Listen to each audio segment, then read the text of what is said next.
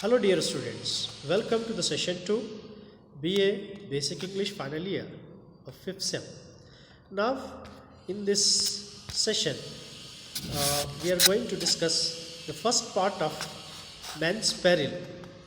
Uh, the first part of the men's peril deals with the conditions of the world after the Second World War. All of you might be aware that uh, during the Second World War, uh, the one of the superpowers, the West, has dropped the atom bombs on Hiroshima and Nagasaki in the month of August 4th and 8th respectively. And also you might have heard, and you can see the pictures of those destructive cities on the internet. Totally, after this after these nuclear bomb explosions, the world turned into a pathetic situation. And Russell tried to bring our notice, draw our attention towards those destructive elements and warned us, about the hydrogen bomb. After this nuclear bomb, America has tested one more dangerous bomb, that is called a hydrogen bomb. Now, in this essay, the author addressed as a first person narration, that is called I. You must aware that what is the first person and third person. First person means using of the narration, the author himself or the poet himself, a part of that text, that is I. The third person means using someone's name as a narrator. Now, this essay, it is an in-depth analysis of the dangers confronting the modern world and repercussions of atomic warfare. Now, in this essay, Russell speaks, though he was a British, he didn't speak as a British.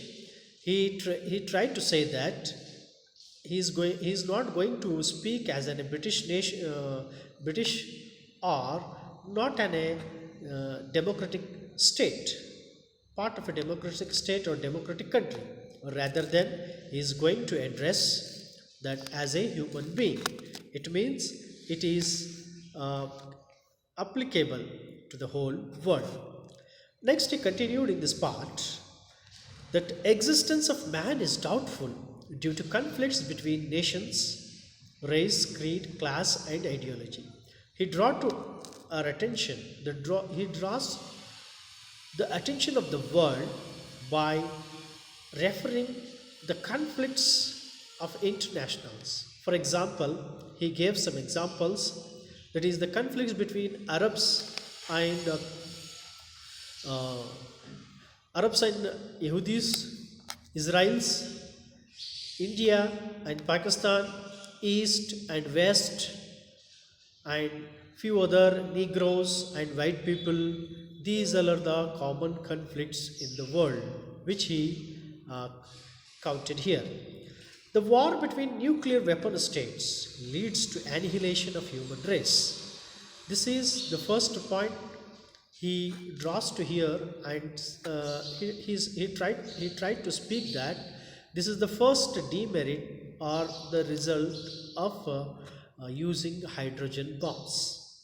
This essay is talking about the hydrogen bomb, not about the nuclear bomb, because when it was written after the Second World War in 1954, it was the time when the hydrogen bomb has been tested by the America, and it was the point of the discuss. Hence, he spoke about the hydrogen bomb.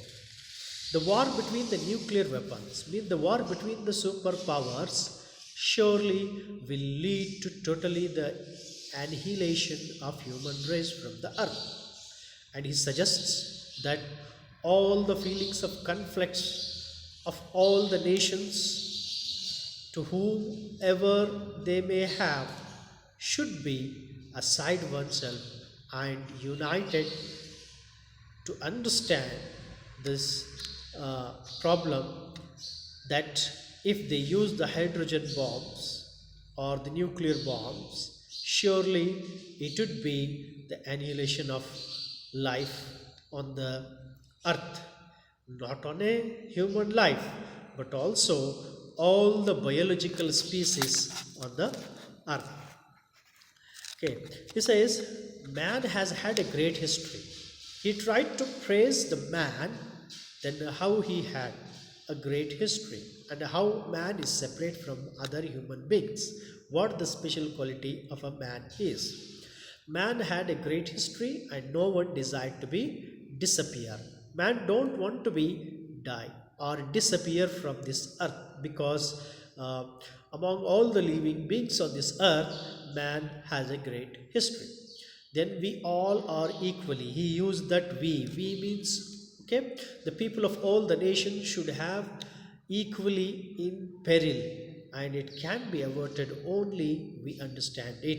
If we understand the situation, then only we can avoid this. Otherwise we will be in the peril of the effects of all these hydrogen bombs.